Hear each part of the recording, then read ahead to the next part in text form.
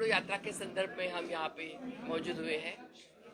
भारत जोड़ो यात्रा जो 7 सितंबर से कन्याकुमारी से शुरू हुई थी और जो आखिरी उसका मकसद जो मुकाम है वो श्रीनगर में होगा। तो कन्याकुमारी से कश्मीर तक ये 3500 किलोमीटर का फासला राहुल गांधी जी तय करेंगे और अभी वो राजस्थान में है। करीब करीब 150 दिनों की ये यात्रा है और ये भारत जोड़ो में 3 मुद्दे लेके राहुल जी जा रहे हैं। एक तो जो नफरत फैल गई है उसको नफरत को मिटाने के लिए, देश को एक साथ बांधे रखने के लिए, दूसरा महंगाई कम करने के लिए और तीसरा जो बेरोजगारी है वो बेरोजगारी कम करने के लिए। तो इस ये 3 मुद्दों को लेके लोगों को मिलते, लोगों को जोड़ते, लोगों को गले लगाते हुए हमारे राहुल गांधी बाहर निकले हैं। उसमें कोई भी पार्टी का एजेंडा नहीं है, कांग्रेस का ध्वज नहीं है, ध्वज लिया है देश का। आपने देखा होगा उसमें सब एनजीओ, सिविल सोसाइटी, सभी बाहर के लोग जैसे योगेंद्र यादव जी हो गए, जस्टिस कोलसे पाटिल हो गए, ये सभी लोग उसमें सबको मिल रहे हैं।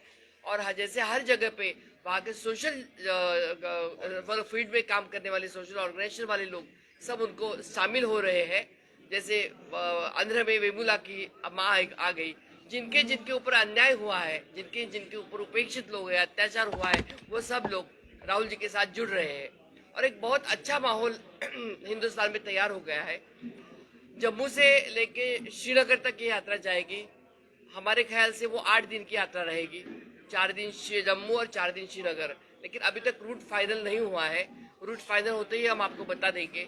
4 दिन जम्मू के जो है उसका हमने अभी डिस्कशन किया, किस तरह से जाएगी, किस तरह से किसको क्या जिम्मेदारी दी जाएगी, और आगे श्रीनगर का भी डिस्कशन किया और उस तरह से हम आगे चले जाएंगे। रजनी पाटिल जी, आप बताएंगे जिस तरह से भारत जोड़ो यात्रा राहुल जी कर रहे हैं, इसका असर कहीं ना कहीं हिमाचल में आपको दिखा? बिल्कुल दिखाई देगा, क्योंकि कहीं ना कहीं लोगों को ये रियलाइज हो रहा है कि ये बंदा अकेला चल रहा है। ये इतना आसान यात्रा नहीं है, क्योंकि मैं महाराष्ट्र में 14 दिन उनके साथ थी, मेरे स्टेट में वो आए थे, बहुत मुश्किल था। और सब लोग एक तो बोल रहे हैं कि ये व्यक्ति ये अच्छे चीज के लिए निकल रहा है बाहर, तो असर तो हो रहा है। लेकिन गुजरात के अंदर क्यों कामयाबी हो पाई? नहीं, गुजरात का भी देखिए, चुनाव के लिए चर्चा हम करेंगे तो ये अलग, हमारा विषय ही आज का ये है कि भारत जोड़ो यात्रा के लिए मुझे लगता है उसका असर होगा, क्योंकि एडजॉइनिंग स्टेट है और लोग बहुत होशियार है, लोग समझदार है, इसका फायदा जरूर होगा। लेकिन राहुल जी बोल रहे हैं कि हम उसका पॉलिटिकल कोई फायदा लेने के लिए कर नहीं रहे, हम उसका सिर्फ एंड सिर्फ सोशल कॉज के लिए कर रहे हैं। जिस तरह से राहुल गांधी भारत जोड़ो यात्रा पर इस वक्त जब वो जम्मू कश्मीर में पहुंचेंगे, तो क्या ये संभव है कि कांग्रेस के वो चेहरे जो कांग्रेस को छोड़कर चले गए हैं, क्या वो वापस कांग्रेस में आ सकते हैं?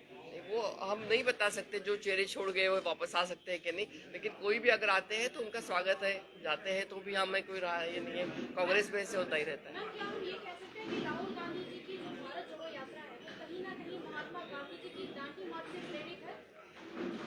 बिल्कुल, दांडी मार्च राहुल जी जब 26-27 साल के थे, उन्होंने ये जो बताया, तो ही उनके मन में था कि मैं एक बार हिंदुस्तान घूमूंगा। अगर आपको याद है कि गोपाल कृष्ण गोखले, उन्होंने गांधी बापू को बोला था कि अगर आपको हिंदुस्तान में राजनीति करनी है तो पहले एक बार पूरा हिंदुस्तान घूमो, और फिर उन्होंने 3rd क्लास ट्रेन में पूरा हिंदुस्तान घूमा था और उसके बाद में उन्होंने सूट निकाल के फेंक दिया था और धोती पहनी थी। क्षेत्रीय दल जो जम्मू कश्मीर के हैं, क्या क्षेत्रीय दलों में से किसी ने आपको कहा है कि वो राहुल गांधी की भारत यात्रा में शामिल हम उनको अपील करेंगे, चाहे क्षेत्रीय दल जो है, चाहे एनसी हो, चाहे पीडीपी हो, कि वो हमारे साथ जुड़ जाए। डॉक्टर फारूक अब्दुल्ला ने तो कहा है, लेकिन क्या महबूबा मुफ्ती से कोई बातचीत हुई है? फारूक अब्दुल्ला जी का हम स्वागत करेंगे, अभी महबूबा मुफ्ती जी से कोई बात नहीं हुई हमारी। तो हिमाचल में आपके मुख्यमंत्री का चुनाव होना था, उन्होंने कहा पार्टी के अभी सभी विधायक, हमारे यहाँ डेमोक्रेसी है तो विधायक सब मिलके अभी बैठ रहे हैं, आज तो वो कॉल लेंगे। चेहरे पे वोट लगी राहुल जी की विजिट की जनवरी के दरमियान, जनवरी last week of January, date नहीं फाइनल हुई। रजनी जी, जब से भारत जोड़ो यात्रा चली, उसमें देखा बीच में बहुत सारे चुनाव के हैं और हिमाचल में आपने बहुत अच्छा कमबैक किया।